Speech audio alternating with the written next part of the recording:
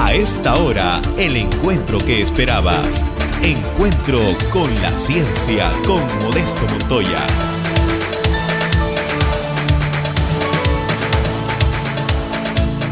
Le travail, alors le C2RMF est un laboratoire qui est situé au musée du Louvre, qui travaille pour les musées nationaux et l'ensemble des musées de France, et qui a cette particularité, c'est de développer à la fois des activités de recherche, de mettre à disposition un certain nombre d'outils d'analyse d'un côté et de développer des nouvelles méthodes.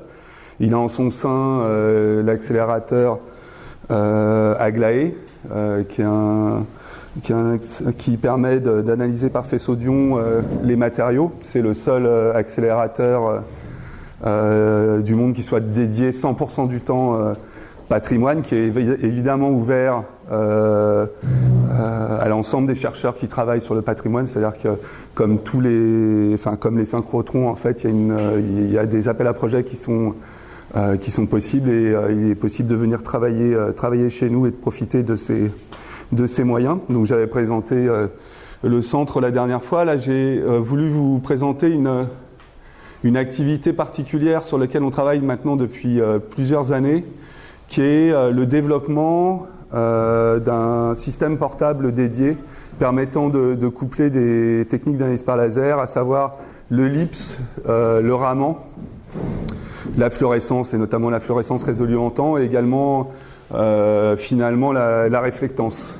L'idée étant de pouvoir disposer d'un outil portable, transportable, facilement utilisable et permettant d'accéder à la fois à l'analyse élémentaire, l'analyse moléculaire et l'ensemble des caractéristiques qui peuvent être nécessaires d'aller chercher sur les objets, tant dans un contexte archéologique, on peut le comprendre aisément, juste en sortie de fouille pour pouvoir finalement caractériser correctement les choses, sur des grands volumes, mais aussi en réserve de musée ou dans un musée où les collections, lorsque le musée est situé en province, il n'a pas l'ensemble des facilités ou des moyens dont peuvent bénéficier les grands musées parisiens.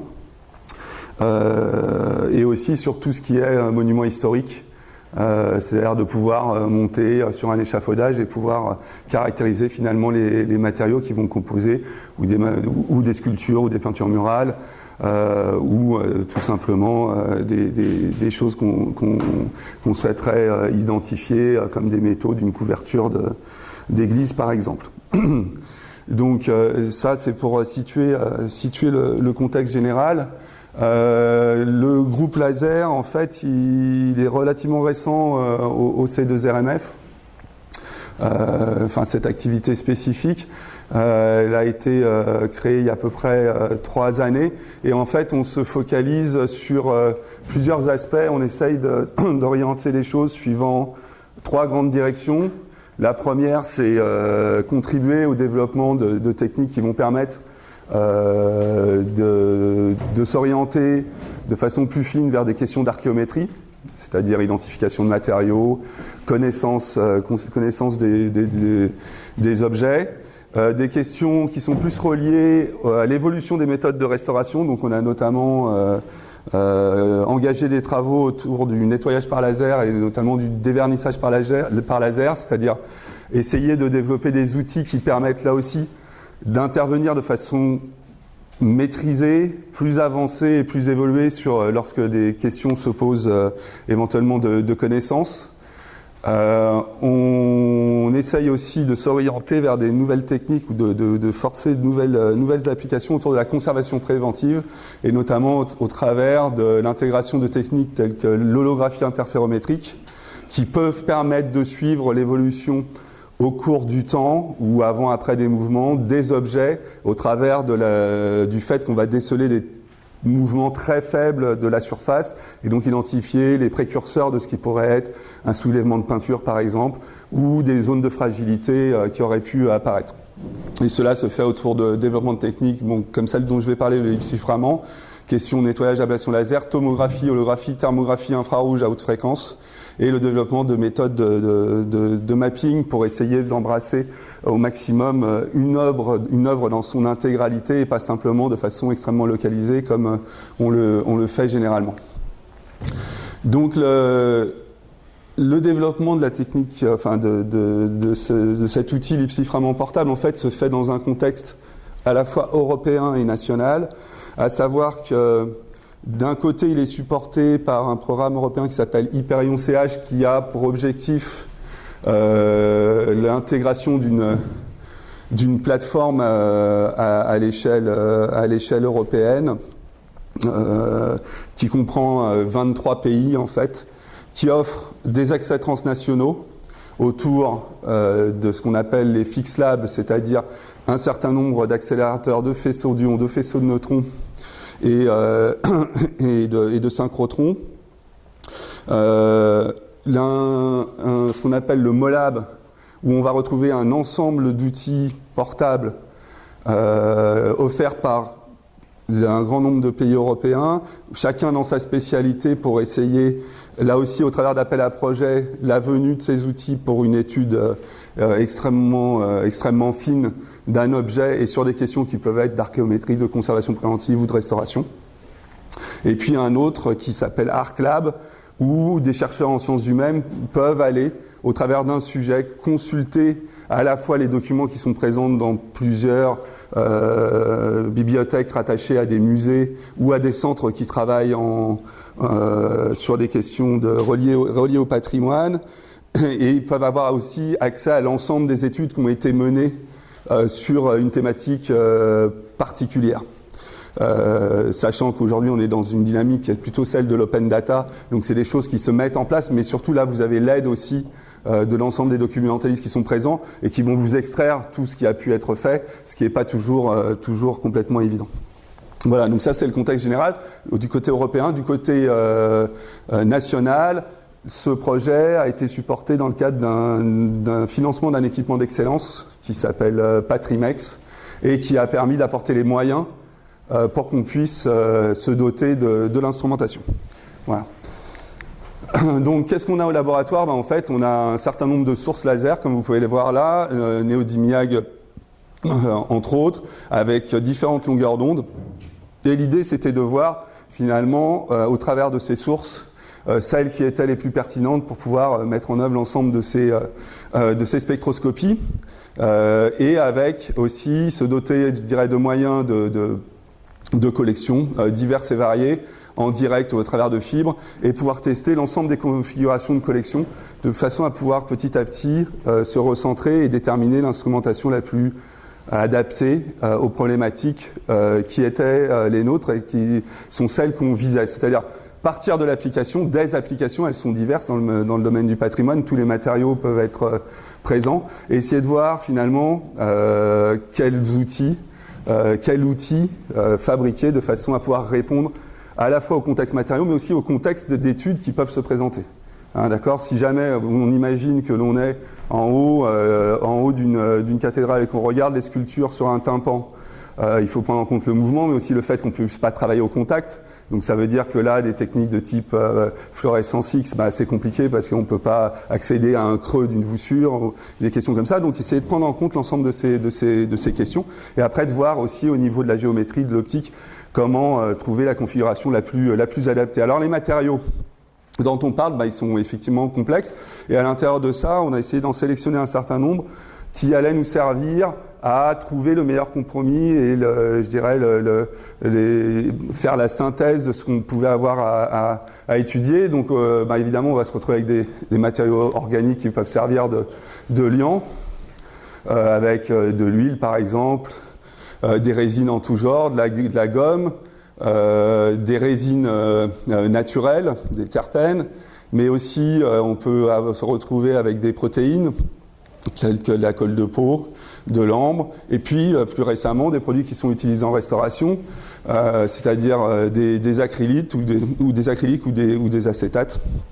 Donc tout ça, c'est éventuellement des choses que vous pouvez avoir à déterminer et à rendre compte. Et du côté technique, on va dire, identification de matériaux minéraux, on se retrouve avec un ensemble de pigments que vous retrouvez là, dépendant de la période, qui ont été utilisés. Donc, tous les pigments au plomb, bien sûr, toutes les ocres, qui sont les matériaux qui ont été le plus utilisés depuis les temps les plus reculés, jusqu'à des choses plus récentes, telles que le blanc de titane, qu'on va retrouver. Et puis ensuite, des questions reliées aux matériaux eux-mêmes, c'est-à-dire on va aussi bien retrouver des marbres de nature différente que des pierres calcaires. Et puis des choses qui vont être plus spécifiques, c'est-à-dire des eaux par exemple, où on peut avoir non seulement besoin d'identifier leur nature, mais surtout par exemple le taux de collagène. C'est des choses sur lesquelles on a travaillé récemment pour pouvoir derrière savoir si on pourra éventuellement les dater au carbone 14.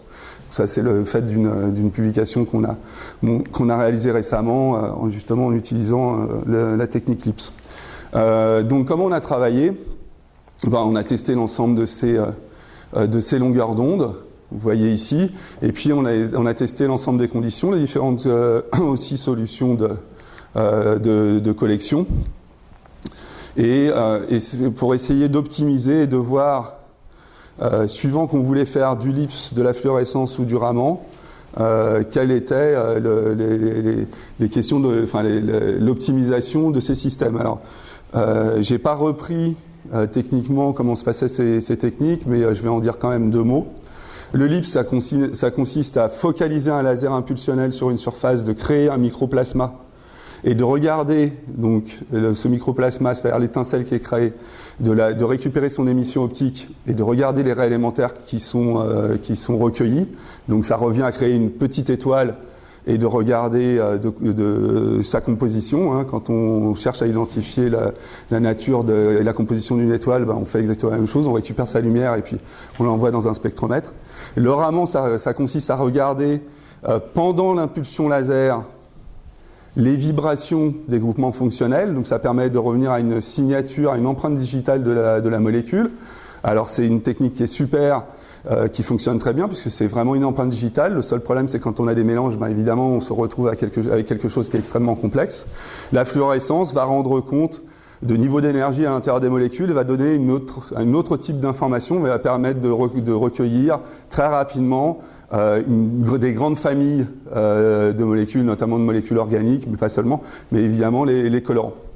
Et ça va se faire pendant l'impulsion laser, et aussi ça va être un petit peu plus long dépendant de l'espèce. Donc on voit qu'on va jouer sur plusieurs choses, à la fois l'énergie du laser pour être en condition ou fluorescence ou condition Raman ou condition LIPS. Les énergies vont être un petit peu différentes, mais on peut le faire avec la même source. Et après, au niveau de la détection, on va regarder ou pendant l'impulsion, ou un petit peu plus que l'impulsion, ou décalé par rapport à l'impulsion si jamais on fait du LIPS et qu'on veut regarder l'émission du plasma. D'accord ? Donc tout ça peut se faire avec les mêmes outils, d'où l'idée de créer ce système couplé. Donc évidemment, au niveau de la détection et des spectromètres, là aussi, il y a plein de choses qui peuvent être utilisées, et puis ça va avoir des incidences lourdes, c'est-à-dire que si on prend un Cerny Turner avec une ICCD, parce que si on imagine regarder, par exemple pour le Raman, juste l'effet Raman pendant l'impulsion laser, ça veut dire qu'on regarde pendant quelques nanosecondes. Donc il nous faut une caméra intensifiée, quelque chose qui détecte très très bien le signal. On peut jouer avec à la fois la résolution, mais aussi si on change les longueurs d'onde du laser pour générer ce Raman, on va changer la gamme disponible. Et donc ça aussi à résoudre, c'est pas forcément évident, c'est-à-dire qu'il faut trouver un compromis. On peut avoir quelque chose qui est très bien résolu mais avec une gamme restreinte. Et tout ça va dépendre des outils. Donc il fallait trouver tout ça. Alors pourquoi faire du Raman pulsé ? Il y a deux raisons à ça, et dont une principale, c'est que si on se met encore une fois dans un contexte qui est un contexte réel de travail, c'est-à-dire sur site en archéologie, ou sur site sur un monument historique et qu'on veut identifier, caractériser typiquement un vitrail. Si on veut travailler avec un système portable classique, on va quasiment être obligé de travailler de nuit. Ce qui rend les choses quand même un petit peu compliquées. Avec un Raman pulsé, on voit ici la démonstration avec un laser continu à 532 nanomètres et ici en pulsé, on voit qu'on a un rapport signal sur bruit évidemment qui va changer drastiquement. On va plus être embêté par en tout cas on va être beaucoup moins embêté par la lumière du jour. Et donc tout d'un coup les choses s'améliorent. Et puis sachant aussi que, comme on disait, le phénomène de fluorescence pouvant être plus long que celui de l'impulsion laser, on va gagner quand même un petit peu en rapport signal sur bruit. Donc ça c'est la première chose. Et puis vous voyez ici, on a joué évidemment sur les longueurs d'onde et on s'aperçoit que ce dont on s'aperçoit, c'est que le plus souvent, bien heureusement, a fortiori si on est à 355, et ça c'est un des avantages, le maximum de fluorescence va être quand même très décalé en termes de gamme spectrale par rapport à la zone où on va avoir les principales bandes de vibration Raman. Alors évidemment ce signal, après comme on sépare le Raman de la fluorescence, on peut faire du traitement et en faisant fitter finalement une ligne de base, on peut récupérer plus finement le signal Raman et récupérer l'autre part du signal comme étant celui de la fluorescence et donc de reséparer les deux spectroscopies pour ensuite sans doute les remélanger au travers de systèmes de chimiométrie ou d'ACP parce que l'ensemble de la contribution finalement pouvant être intéressante pour identifier des matériaux inconnus. Alors au niveau ça nous a amené où au niveau du système à faire voilà, vous avez ici représenté l'ensemble des compromis qui ont été réalisés. Aujourd'hui, on a la chance d'avoir à disposition des systèmes laser qui peuvent être pompés diodes qui sont plus petits et qui sont refroidis à air. C'est-à-dire qu'il y a 15 ans, vous aviez pas ce type de laser qui était à disposition. Donc ça change quand même complètement la donne. Ils sont légers. Et puis, ils ont juste un petit boîtier de contrôle qui n'est même pas nécessaire, en fait, si vous êtes capable de réaliser l'interface directement électronique. L'ensemble, évidemment, laser, mais aussi... Alors, je ne vous ai pas tout décrit. Vous allez voir après comment le design de l'instrumentation, mais on a défini, en fait, deux types de spectromètres de façon à pouvoir travailler ou en LIPS tout seul, ou de façon première en fluorescence, et pour le Raman pulsé, avoir un petit système additionnel, parce que petit, avec un CERN Turner et une ICCD, de façon à pouvoir obtenir correctement ce signal. Et on a développé l'ensemble de ce qu'il y avait autour, c'est-à-dire à la fois l'interface machine, bien sûr, l'électronique associée, et puis tout le soft de traitement pour pouvoir, au travers de grandes catégories de matériaux, comme je les ai montrés au début, pouvoir faire de l'identification, passer des références, et aussi, je dirais, regarder les spécificités, alors qu'on connaît par ailleurs, parce qu'on les étudie aussi au laboratoire, je dirais, avec les systèmes que vous avez vus, les montages optiques, et on continue de développer de nouvelles applications. Mais voilà, de pouvoir avoir un outil un petit peu autonome, avec quelque chose d'assez simple, un contrôle du laser, un contrôle des spectromètres, et puis on choisit l'ensemble des paramètres suivant la technique que l'on veut mettre en œuvre. Et voilà ce qu'on va pouvoir obtenir. Donc ici un exemple, deux exemples testés. Vous avez ce qu'on va obtenir sur du marbre avec en fluorescence cette façon de représenter les choses où on voit ici le signal résiduel à l'issue à la fin du pulse laser. Alors évidemment le pulse laser il est censé faire 3 à 4 nanosecondes, sauf qu'en fluorescence, dès que vous induisez quelques photons au niveau de la surface, vous commencez à exciter les molécules et vous avez des électrons qui vont bouger. Et donc en fait le phénomène évidemment il démarre dès le début de l'impulsion et il n'y a pas besoin d'avoir atteint la largeur à mi-hauteur ou 1 sur E de la totalité en énergie du pulse. Ça se produit dès le début, mais ça permet de voir que si on le souhaite, on peut avec les petits spectromètres sur chaîne optics faire la fluorescence classique, on va dire récupérer le signal de fluorescence, et avec la caméra ICCD, avoir la partie résolue en temps, c'est-à-dire le temps de vie de certaines molécules qui va permettre de trier éventuellement les matériaux. Ici, les spectres Raman qui sont obtenus, et en LIPS de type, suivant là aussi la nécessité et les besoins, avec des ocean optics, là on ne les a pas tous associés, mais qui nous permettent d'aller de 200 à plus de 1000 nanomètres, ou alors avec une très bonne résolution pour aller chercher des petits détails, si on est avec l'ICCD et le CERN Turner, et aller chercher aussi des bandes vibrationnelles comme on a là, à la fois des CN et des C2, choses qu'on peut obtenir par ellipse et qui peuvent nous permettre de nous donner aussi une information sur la nature organique des matériaux qui sont rentrés en interaction avec notre laser. Donc voilà la façon dont est designé le système. On voit ici une partie qui est la tête, avec trois petits spectromètres plus le laser à l'intérieur, un système de focalisation, des systèmes de pointage qui nous permettent de nous repérer, et de façon additionnelle, une lampe blanche qui va nous permettre aussi d'utiliser les spectromètres pour recueillir la couleur le spectre de réflectance de nos matériaux, ce qui sera une information aussi additionnelle et qui est relativement pertinente. Donc au niveau du système, vous avez quelque chose qui est relativement petit. Il faut voir que ça fait à peu près entre 40 et 50 cm de long sur une trentaine de centimètres de large, donc ça reste relativement modéré. Et ici, vous avez le parcours optique suivi par les photons avec un petit système de focalisation qui est en fait une simple lentille. Alors on a quand même quelque chose qui nous permet d'ajuster la distance si on le souhaite.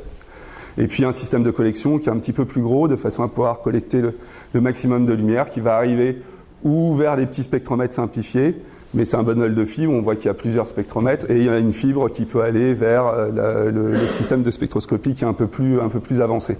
Voilà, donc l'idée c'est celle-là. Donc on attend la livraison actuellement du laser. On en avait un autre, mais on attend celui qui va être monté sur le système. Et on est en train de finaliser ce système qui aura un poids hors spectromètre et ICCD de 10 kg, 10,5 kg. Donc ça reste relativement transportable, ça va, c'est correct. Et avec une partie électronique et outils qui est à l'intérieur de la tête, et puis une partie qui est en dehors, qui fera partie de la station de travail qui sera associée. Voilà, et ça nous a amené pendant l'ensemble du temps de développement un certain nombre de publications que vous pouvez retrouver évidemment dans la littérature. Voilà, l'idée c'est évidemment, c'est pas l'idée, c'était un engagement à l'intérieur du programme Hyperion CH, que cet outil rejoigne la plateforme mobile européenne. Donc, au travers des appels à projets, les gens qui travaillent sur le patrimoine au niveau européen d'une part, mais pas seulement. Il faut savoir qu'il y a aussi entre 5 et 10% qui est réservé au niveau international. Donc, vous pouvez, si vous avez un programme, faire appel aux moyens du laboratoire mobile européen pour une thématique donnée. C'est évalué avec les autres projets. Si vous êtes retenu, l'ensemble des équipes se déplacent avec les outils et viennent collaborer avec vous pour étudier une problématique particulière. Donc il y a deux éléments qui sont en train de se construire aujourd'hui. Hyperion HS, qui est la suite de CH, alors HS pour Heritage Science à la place de Cultural Heritage, parce qu'il faut changer les terminologies quand on... Voilà. Mais tout ça s'inscrit dans un programme qui est à plus long terme, qui s'appelle ERIS, pour European Research Infrastructure on Heritage Science, qui est un gros consortium qui se construit, pérenne, parce que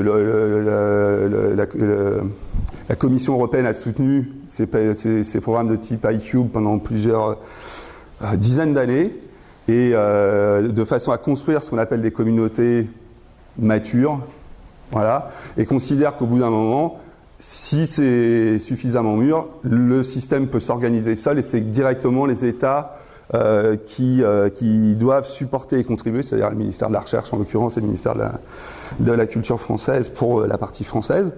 Et il faut savoir qu'on est inscrit sur la feuille de route des TGIR au niveau du ministère de la Recherche. Donc c'est l'ensemble de ces outils qu'on offre. Donc maintenant ici au sein du C2RMF, une partie laboratoire mobile, une partie FixLab avec Aglaé, une partie ArcLab évidemment avec l'ensemble de nos données qu'on a générées depuis la création du LRMF qui date de 1930, donc ça vous donne une idée de l'ensemble des sujets sur lesquels on a travaillé. Et tout ça pour à la fois nous étudier les collections dont on a la charge, continuer à progresser dans la recherche, mais aussi l'offrir à l'ensemble des communautés qui travaillent dans nos domaines. Voilà, je vous remercie beaucoup de votre attention.